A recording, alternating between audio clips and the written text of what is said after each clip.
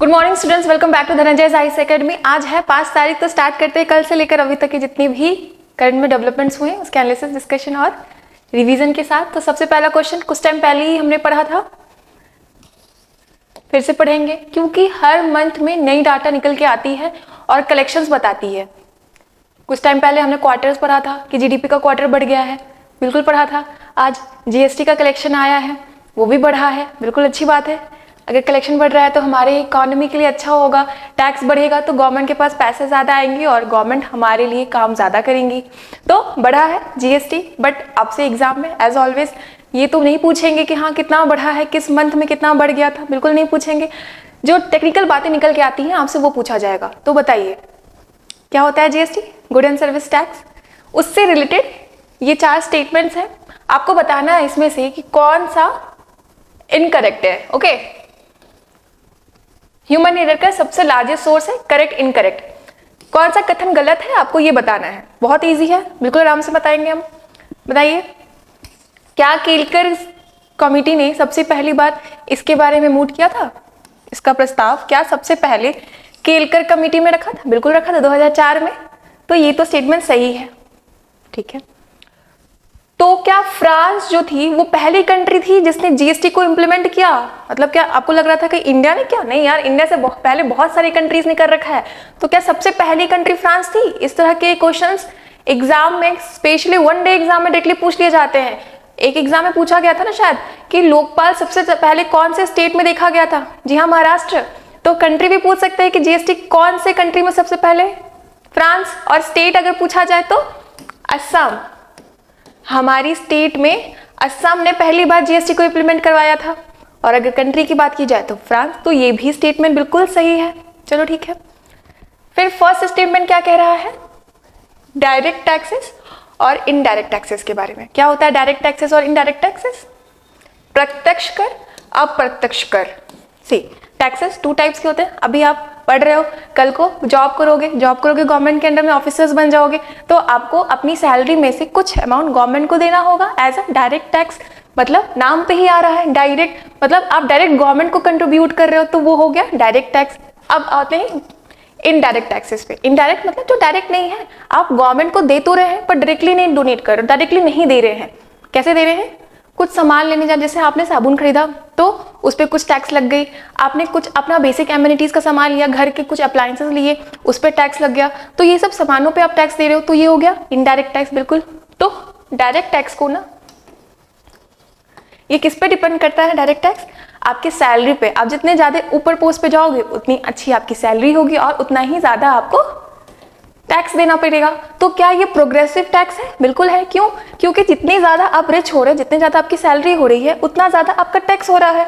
तो क्या ये हम कह सकते हैं कि एक तरह का प्रोग्रेसिव टैक्स है?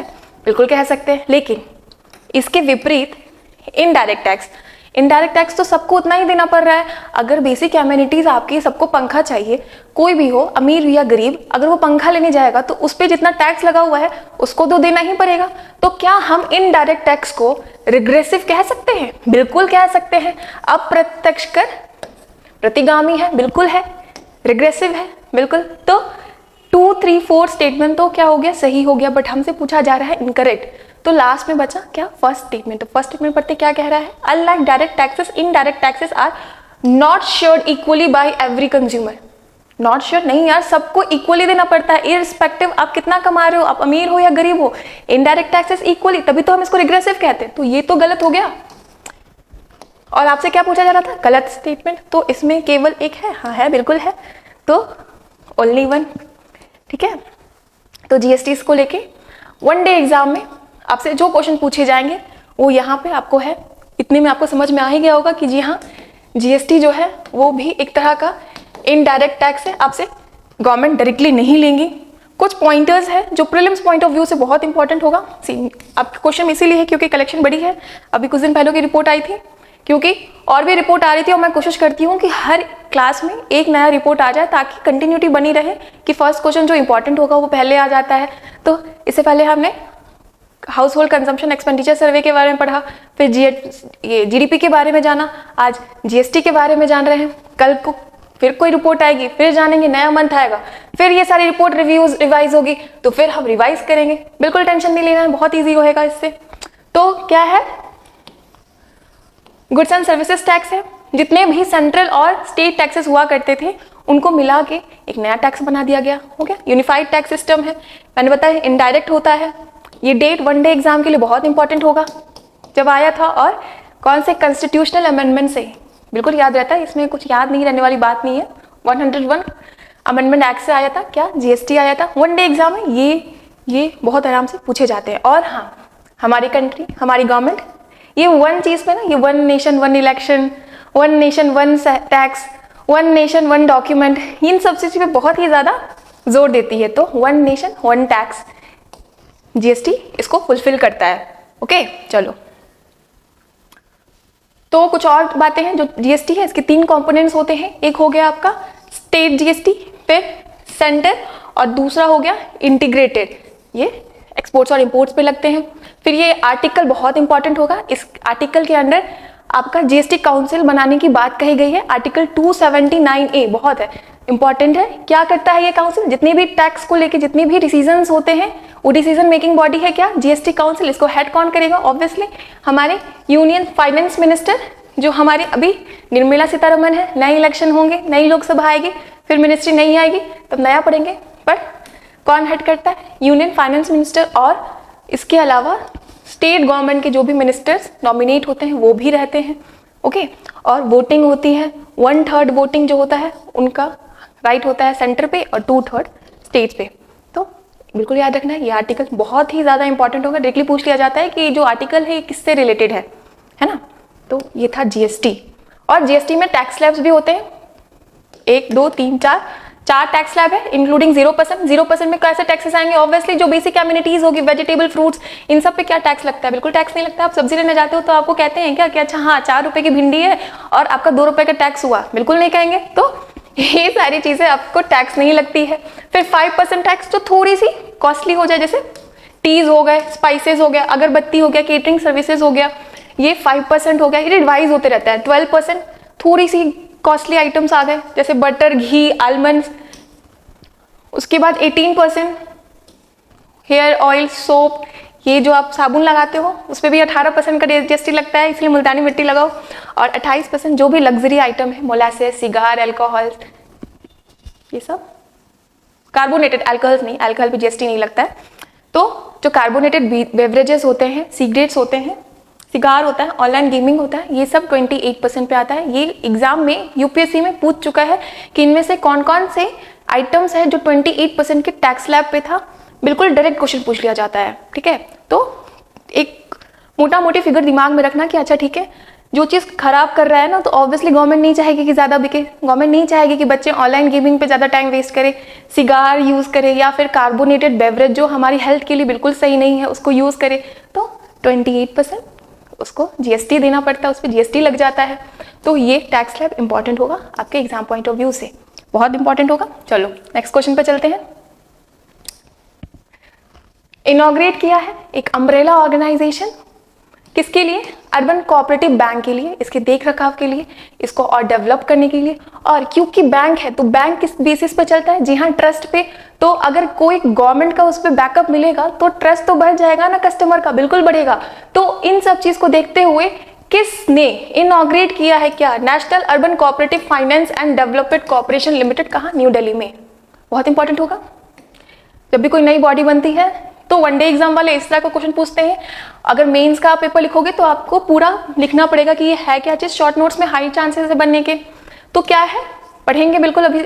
और किसने किया है ये आप बताइए, बहुत इजी है। देखिए जब यहाँ पे लिखा हुआ है कोऑपरेटिव, तो ऑब्वियसली जो हमारे सहकारिता मंत्रालय है उनके जो मंत्री हैं वही करेंगे। जी हाँ, कौन है हमारे मिनिस्ट्री ऑफ कॉर्पोरेशन, जल्दी बताइए। सहकारी मंत्री कौन है हमारे, अभी नई मिनिस्ट्री बनी है, जी हाँ अमित शाह जो होम मिनिस्टर भी हैं। तो इन्होंने इनॉग्रेट किया क्या, national urban cooperative finance and development corporation limited, new Delhi में। तो क्या होता है, बहुत इजी, ये क्या करेगा, इसने आरबीआई का सर्टिफिकेट ऑफ रजिस्ट्रेशन ऑलरेडी कर चुका है। ये आपका एनबीएफसी की तरह काम करेगा और इसका ऑब्जेक्टिव क्या होगा, ये कैपिटल रेज करेगा। 300 करोड़ इनका टारगेट है कि हम इतना कैपिटल रेज करें और उस कैपिटल जो रेज होगा उसको वो इम्प्रूव करेगा, टेक्नोलॉजिकल सपोर्ट प्रोवाइड करेगा। किसको? अर्बन कोऑपरेटिव बैंक को। तो ये था आपके न्यूज़ में, हाई चांसेस एग्जाम में भी आने के इसके। बहुत इजी है। कलेश्वर लिफ्ट इरिगेशन प्रोजेक्ट कहाँ है बताइए? चेनाब में है? नहीं यार, चेनाब में अब देखो ना, नाम से नहीं लग रहा। चेनाब तो नॉर्थ इंडिया, ये तो नाम से ही लग रहा है कि साउथ इंडिया की कोई होगी, और साउथ इंडिया का इसमें तो सिर्फ एक ही है। बहुत आराम से एलिमिनेट कर सकते थे इसमें हम। तो चेनाब नहीं होगा। पर हमने चेनाब के बारे में क्या पढ़ा था अभी कुछ दिन पहले कि ये इस पे है क्यूल हाइडल प्रोजेक्ट। क्यों है क्यूल हाइडल प्रोजेक्ट? क्योंकि ये इस पे चिनाब नदी पे क्यूल हाइडल प्रोजेक्ट है जो जम्मू कश्मीर में आती है। न्यूज में था क्योंकि एलिगेशन लगा था गवर्नर साहब सत्यपाल मलिक पे कि इन्होंने करप्शन किया है। खैर वो कहानी है, बट क्यों न्यूज में था? चिनाब नदी था न्यूज में। क्या है इस पे? क्यूल हाइडल प्रोजेक्ट है। रावी पाकिस्तान में नहीं जाने देंगे पानी, बिल्कुल। शाहपुर कांदी डैम पंजाब और जम्मू कश्मीर के लिए, रावी रिवर पे क्या? शाहपुर कांदी डैम। फिर शारदा, अभी 2-3 दिन पहले ही हमने पढ़ा था, नेपाल और नेपाल के काउंटर पार्ट के साथ मीटिंग हुई थी न्यू दिल्ली में हमारे एस जयशंकर सर के साथ, और बहुत सारी बातें निकल के आई, बट इस प्रोजेक्ट पे बात ही नहीं हुआ। पंचेश्वर किसके बीच में है? नेपाल और इंडिया के बीच में। शारदा नदी पे बनेगी, दोनों को फायदा होगा, इरिगेशन होगा, इलेक्ट्रिसिटी जनरेट होगा, बट कुछ बात ही नहीं निकल के आई। प्रोजेक्ट फाइनलाइज लास्ट ईयर हो गया था, बट कोई डेवलपमेंट ही नहीं निकल रहा है। तो क्या बचा? गोदावरी। जी हाँ, गोदावरी पे है Kaleshwar lift irrigation project, India का मल्टीपर्पज प्रोजेक्ट है। ओके, लार्जेस्ट, अब गोदावरी पे है तो गोदावरी के बारे में थोड़ा सा जान लेते हैं। तो गोदावरी ऑब्वियसली लार्जेस्ट पेनिनसुलर, मतलब साउथ इंडिया की सबसे लार्जेस्ट रिवर है। अगर ओवरऑल इंडिया की बात की जाए तो गंगा नदी है, बट साउथ इंडिया की है गोदावरी लार्जेस्ट। इनको दक्षिण गंगा भी कहा जाता है, और ये निकलती है त्रिम्बकेश्वर नियर नासिक फ्रॉम महाराष्ट्र से। ओके, और बे ऑफ बंगाल में जाके ड्रेन हो जाती है। न्यूज में था क्योंकि इस पे कुछ कमियां निकल रही हैं, तो इस पे जो हमारे नेशनल डैम पैनल है निकल के आई हैं, कुछ इस पे एग्जामिन कर रही हैं, एग्जामिन करेंगे, कुछ रिजल्ट आएगा, डेवलपर निकल के आएंगे, वो भी डील कर लेंगे। तो ये था आपकी न्यूज में कालेश्वरम मल्टीपर्पज प्रोजेक्ट। कहाँ है? गोदावरी रिवर पे है, बिल्कुल। कहाँ पे है गोदावरी रिवर? ये जो डैम है किस स्टेट में आता है? तो तेलंगाना में आता है। ये जो फंड है, फिर से फंड आ गया, फिर से बैंक वाली बात आ गई। आज बहुत ज्यादा उस तरह का क्लास है, टैक्सेस, बैंक, फंड्स, चलो ठीक है। नॉन लैप्सेबल मॉडर्नाइजेशन फंड, ये एक मिनिस्ट्री ने सोचा था कि हम स्टार्ट करेंगे, बहुत दिमाग लगा के ये फंड बनाया था। इस फंड में क्या बात कही गई थी ना, कि उस मिनिस्ट्री ने कहा था कि हमें पैसे मिलते हैं, हम पूरा फाइनेंशियल ईयर उसका यूटिलाइजेशन करते हैं, बट पैसे बच जाते हैं और वो वापस कंसोलिडेटेड फंड ऑफ इंडिया में चला जाता है। ठीक है, मतलब पैसे मिले, यूज किया, बट जो बच गया उसको कंसोलिडेटेड फंड ऑफ इंडिया में वापस चला जाता है। तो ये अनयूज्ड मनी को कंसोलिडेटेड फंड में ना भेज करके हम ये जो है ना फंड बनाएंगे, नॉन लैप्सेबल फंड बनाएंगे, और फिर ये जो फंड में पैसे जमा होंगे फिर अपनी मिनिस्ट्री में उसको यूटिलाइज करेंगे। तो किस मिनिस्ट्री ने ये बात कही थी कि हम बनाएंगे? सोच के देखो, ऐसी ही कोई मिनिस्ट्री होगी जिसको पैसे ज्यादा मिल रहे हैं, तभी तो पैसे बच रहे हैं। बिल्कुल, किस मिनिस्ट्री को सबसे ज्यादा पैसा मिलता है? थोड़ा सा दिमाग लगा के बताइएगा। Modernisation, non lapsable modernisation fund किस मंत्रालय के लिए था? अभी तक इस पे बात नहीं निकल के आई है। फंड बनाने की बात पिछले साल की गई थी, आज के आर्टिकल में आया हुआ था कि मतलब इस पे अभी कुछ बात नहीं हो रही है, हो सकता है शायद ये ना लागू हो, ये न्यूज में था आपके। ओके, तो किस मंत्रालय का ये आइडिया था? उसी मंत्रालय का होगा जिनको पैसे ज्यादा मिल रहे हैं। किसको मिलता है? मिनिस्ट्री ऑफ डिफेंस को मिलता है, रक्षा मंत्रालय को मिलता है। तो इनका ये आइडिया था कि हम इस तरह का फंड बनाएंगे, जो अनयूटिलाइज्ड पैसे होते हैं उनको इस फंड में, कंसोलिडेटेड फंड में ना भेज करके डाइवर्ट करके भेज देंगे इस फंड में, और फिर उसको यूज करेंगे। किसका था? मिनिस्ट्री ऑफ डिफेंस का था। चलो ठीक है, जल्दी से रिवीजन कर लेते हैं। जल शक्ति पढ़ा था, 12 की इंस्टीट्यूशंस ऑफ इंडिया के साथ मिलके 6 रिवर पे ये क्या करेंगे? मैनेजमेंट और रिसर्च करेंगे। कौन करेगा? मिनिस्ट्री ऑफ जल शक्ति, वाजपेयी के अधीन आता है एनएसओ, और एनएसओ निकाल के देता है आपका जीडीपी। बढ़ा है कितने से? 8.4% से। और क्या देता है? हाउस होल्ड कंजप्शन एक्सपेंडिचर सर्वे करवाया है। किसने करवाया है? कंडक्ट एनएसओ ने, जो आता है मॉस्पी के अधीन। क्या बातें निकल के आ गई थी इसके सामने? बहुत सारी बात कही थी और हमने जाना था कि सबसे ज्यादा हाउस होल्ड कंजम्पशन एक्सपेंडिचर सर्वे में सबसे ज्यादा अपने हाउस होल्ड पे खर्च कौन सा स्टेट करता है? सिक्किम करता है, और सबसे कम छत्तीसगढ़ करता है। चलो 11 साल बाद अगर ये रिपोर्ट आई है तो ऑब्वियसली इंपॉर्टेंट होगा एग्जाम में, बहुत अच्छे से डील कर रखा है household consumption expenditure survey. चलो next, ministry of social justice, कल ही पढ़ा था, पीएम अजय, याद है? बिल्कुल याद होगा, बहुत अच्छे से डील किया था हमने इसके बारे में, सारे कंपोनेंट्स जाने थे। क्या बनता है? एससीज के लिए इंस्टीट्यूशंस बनते हैं, हॉस्टल्स बनता है ताकि वो यहाँ पे रह सके आराम से। और मिनिस्ट्री ऑफ सोशल जस्टिस ने क्या किया था? 34 हॉस्टल्स को इनॉग्रेट किया था पीएम अजय के अंतर्गत। तो बिल्कुल हो गया। चलो नेक्स्ट पेज पे चलते हैं। तो मिनिस्ट्री ऑफ डिफेंस कंसिडर कर रही थी इस तरह का फंड बनाने का, ठीक है, बट बना नहीं, और ये जो है अभी होल्ड पे रखा गया है। ये आपका आर्टिकल था, इसीलिए आपके क्वेश्चन में भी था। चलो, किस स्टेट को मिला है जीआई टैग? रूपा तरकशी का। बहुत सुंदर सी लगती है, दिखाती हूँ, मैंने फोटो भी रखा है, मुझे बहुत प्यारी लग रही थी तो मैंने सोचा आपको भी दिखाऊंगी। देखो कितना सुंदर आर्ट वर्क है। तो ये किस स्टेट का है जिसको मिला है जीआई टैग? बताओ। इतनी सुंदर सी, सिल्वर की बनी रहती है और सिल्वर पे ये सारी कारीगरी की गई है। ये है उड़ीसा का। किसका है? रूपा तरकशी, उड़ीसा के कटक का। ये है काम क्या? सिल्वर फिलग्री। इसके अलावा बंगलार मुस्लिम है, उनको भी जीआई टैग मिला है। कहाँ का है? रूपा तरकशी, उड़ीसा का है। चलो जल्दी से रिवाइज कर लेते हैं। तमिलनाडु को लेकर हमने क्या क्या डेवलपमेंट पढ़े हैं? बहुत सारे पढ़ लिए हैं, थोड़ा जो इंपॉर्टेंट होगा उसी को डिवाइस करेंगे। सबसे पहले कोत्रवई स्कल्पचर्स मिला था हमें, बिल्कुल मिला था, पल्लव डायनेस्टी का था। कहाँ? तमिलनाडु। उसके अलावा सबसे इंपॉर्टेंट सेकंड स्पेस पोर्ट बना है थुट्टीकोडी डिस्ट्रिक्ट तमिलनाडु में, बिल्कुल अच्छे से हर एक चीज जाना था। और तेलंगाना को लेकर हमने क्या पढ़ा था? बहुत सारी बातें निकल के आई थी तेलंगाना को लेकर, बताओ जल्दी से।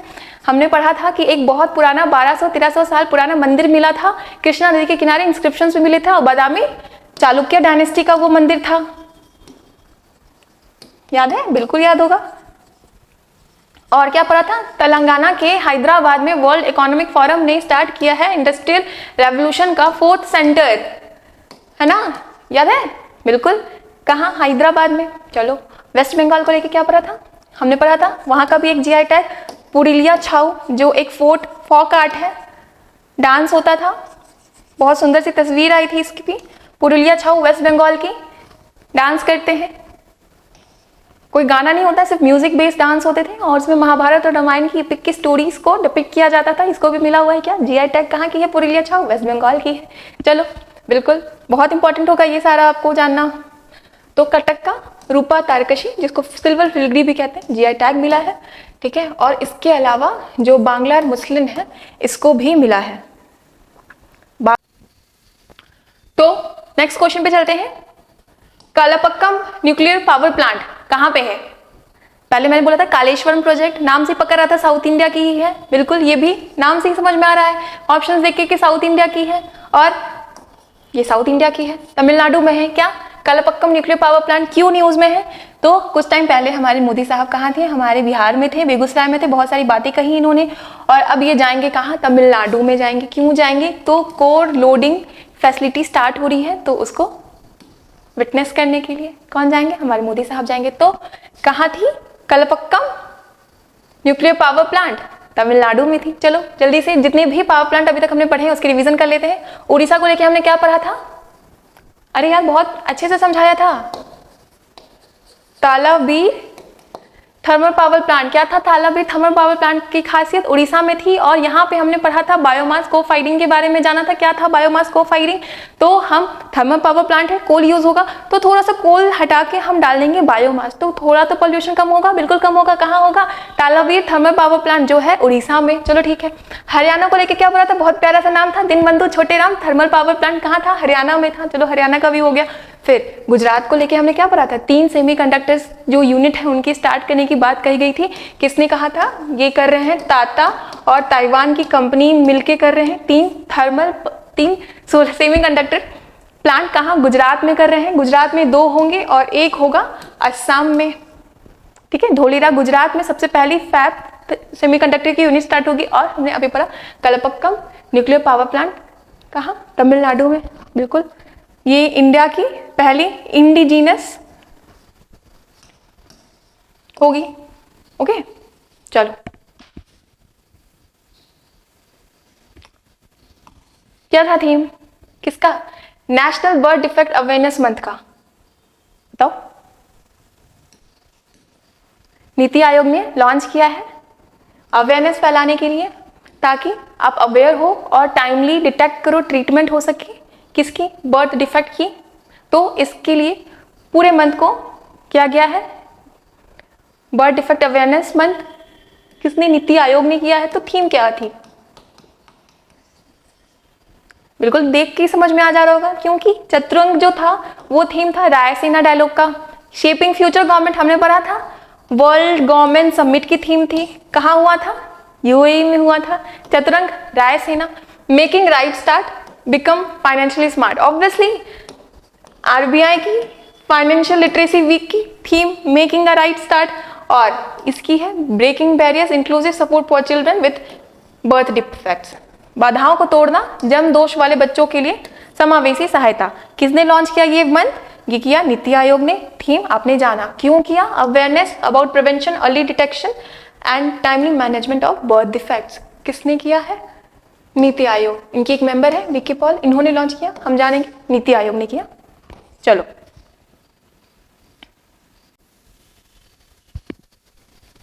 कहाँ है अमराबाद टाइगर रिजर्व, न्यूज में था अभी कुछ दिन पहले, हमने पढ़ा था लीपर्ड की जनसंख्या के लिए सेंसस कंडक्ट हुआ है, सबसे ज्यादा कहाँ था, मध्य प्रदेश में था।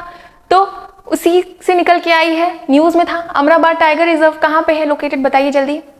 त्रिपुरा में है, नहीं यार त्रिपुरा में नहीं है, पर त्रिपुरा में हमने पढ़ा था क्या, सिपाही जाला टाइगर रिजर्व। क्या था उसमें, न्यूज में क्यों था, क्योंकि वहां पे रिलोकेट हुए थे उस नेशनल पार्क में। कहाँ का, त्रिपुरा का क्या नाम था, सिपाही जाला नेशनल पार्क। चलो ठीक है, ये तो नहीं होगा।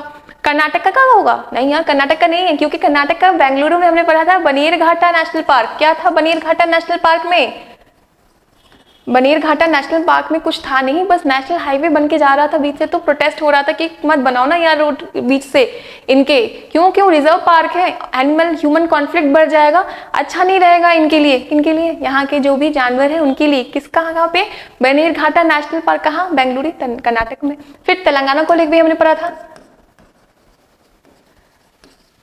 कवल नेशनल पार्क, और तमिलनाडु को हमने पढ़ा था वीराथंगल नेशनल पार्क। क्या था वीराथंगल में, कस्क्यूटा डॉर्डर फैल रहा है, क्या था इन्वेसिव स्पीसीज था जो वहां के वीराथंगल के जो पेड़ पौधे हैं उनको नुकसान पहुंचा रहा था। तो क्या बचा, कुछ नहीं बचा। नहीं यार तेलंगाना, तो तेलंगाना में है अमराबाद टाइगर रिजर्व। पहले ये आंध्र प्रदेश में था, आंध्र प्रदेश का जो श्रीशैलम टाइगर रिजर्व है ये उसी को डिवाइड करके बना। आंध्र प्रदेश तेलंगाना दोनों पहले साथ में हुआ करते थे, दोनों का डिवीजन हुआ। तो जो श्रीशैलम टाइगर रिजर्व था ये इसका पार्ट था, तो तेलंगाना में जो पार्ट आया वो बन गया क्या, अमराबाद टाइगर रिजर्व। और यहाँ पे लिपर्ड्स की जनसंख्या बहुत बढ़ी हुई दिखी है। हमने जब जो लिपर्ड का सेंसस रिपोर्ट आया था उसमें पढ़ा था कि जो श्रीशैलम टाइगर रिजर्व था वहाँ पे लिपर्ड की जनसंख्या बहुत बड़ी है, तो उन्हीं का पार्ट है।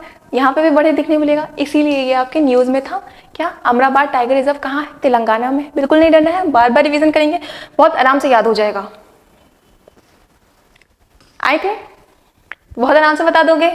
कहाँ पे इनॉग्रेट किया है, हिंदुस्तान उर्वरक रसायन लिमिटेड फर्टिलाइजर प्लांट है, मोदी जी ने किया था हमारे, बहुत इंपॉर्टेंट होगा हमारे लिए। उर्वरक संयंत्र का उद्घाटन किया है हमारे मोदी जी ने, कहाँ पे किया है बताइए, बिहार में किया है। कहाँ किया है, बिहार में किया है, बरौनी में किया है। बहुत महंगी है और ये आपका जो भी प्रोडक्टिविटी है, फाइनेंशियल स्टेबिलिटी है उसको बढ़ाएगा। कैसे, अफोर्डेबल यूरिया प्रोवाइड करके फार्मर्स को। तो आए थे बिहार में बेगूसराय में, वहां पे बरौनी में उन्होंने क्या इनॉग्रेट किया, हिंदुस्तान उर्वरक रसायन लिमिटेड। चलो छत्तीसगढ़ में क्या पढ़ा था हमने, लार्जेस्ट बैटरी स्टोरेज सिस्टम बन रहा है, कहाँ, छत्तीसगढ़ में। गुजरात अभी पढ़ लिया, उसके अलावा गुजरात में बहुत सारी बातें निकल के आई थी। सबसे पहले सीवीड कॉन्फ्रेंस, याद है सीवीड का पहला कॉन्फ्रेंस कहाँ हुआ था, गुजरात में हुआ था। चलो ठीक है। केरला कुछ दिन पहले ही पढ़ा था, फेरी बोट स्टार्ट हुई थी क्या थी फेरी बोट? किस चीज की थी? हाइड्रोजन द्वारा संचालित थी। हमारे यहाँ की खुद की बनी हुई हाइड्रोजन की फेरी बोट कहाँ? केरला में। मोदी जी ने वर्चुअली इनॉग्रेट किया था। चलो न्यूज में देखा गया है। क्या है ये? चतुष्कोणिक ओबेलिस्क क्या है? एक्सप्लोसिव है? नहीं है, बट हमने कल पढ़ा था इसके बारे में। एक्सप्लोसिव डिवाइस था। क्या था? जो बेंगलुरु में रामेश्वरम कैफे में अभी धमाका देखने को मिला, वो इसी के चलते देखने को मिला था और ये न्यूज में था, इसीलिए आपका क्वेश्चन में था। कल डिस्कस किया था बहुत अच्छे से। साइबर अटैक को भी लेके पढ़ा था। जूस जैकिंग के बारे में जाना था। आरबीआई ने क्वेश्चन किया है इसको लेके। क्या होता है? जो साइबर अटैकर्स होते हैं वो जो भी पब्लिक यूज करने वाली चार्जिंग पॉइंट होती है वहां पे इंस्टॉल कर देते हैं मालवेयर को। आप फोन चार्ज करोगे तो आपकी जो भी निजी इंफॉर्मेशन है वो आपसे ले लिया जाएगा और आपके अगेंस्ट यूज किया जाएगा। क्या कहते हैं इस प्रोसेस को? Juice jacking. और आरबीआई ने क्वेश्चन किया है। साइबर अटैक भी नहीं है तो क्या है? सी स्लग है? नहीं यार। ब्लैक्लोमोनस द्रौपदी अभी मिली है नई slug. Zoological survey of India ने पाया है। कहाँ? उड़ीसा और वेस्ट बंगाल के बीच पे। क्या था? सी स्लग। हमारे प्रेसिडेंट के नाम पे रखा गया। तो क्या बचा? वायरस जैसा ओबेलिस्क। ये हमारे बॉडी में पाया जाता है, मतलब हमारे बॉडी का ही एक माइक्रो ऑर्गेनिज्म है। अभी साइंटिस्ट ने ढूंढ के निकाला है ये वायरस जैसा दिखता है। वायरस जैसे इसके कुछ कुछ फंक्शंस हैं। ठीक से इनकी जानकारी निकल के नहीं आई है। अभी हमें नहीं पता है कि ये हमारी बॉडी को नुकसान पहुंचाएगा या फायदा पहुंचाएगा। न्यूज में था तो यहाँ पे भी था। कोई डरने की बात नहीं, हम बार बार डिस्कस करेंगे और आपको बहुत आराम से याद भी हो जाएगा। तो ये था आज का सेशन। होप आपको समझ में आया होगा। अगर आपकी कोई भी क्वेरी है तो do let me know in the comment section. तब तक के लिए पढ़ते रहिए और ख्याल रखिए।